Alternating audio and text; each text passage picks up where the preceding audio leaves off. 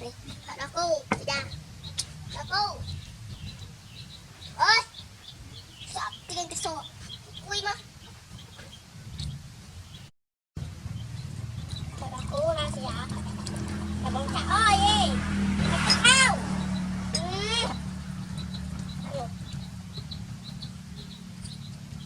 Ừ. Đặt chân mình chết đấy đó. Ừ. Chị đi ăn.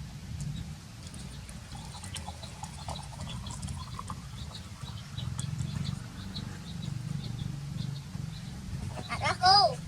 Đó cô san. Đó cô. Mà đó cô. Đó cô san. Ừ, đó cô rồi. Đó cô rồi.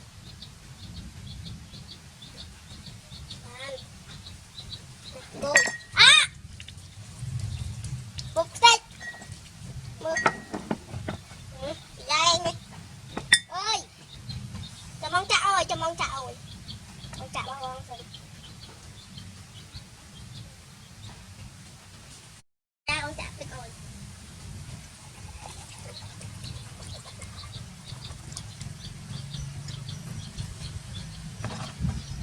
Đây sẽ ra cái đồ. Nhá.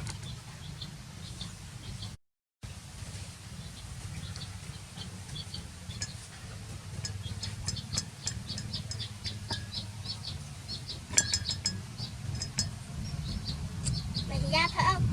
Để con này. Đây.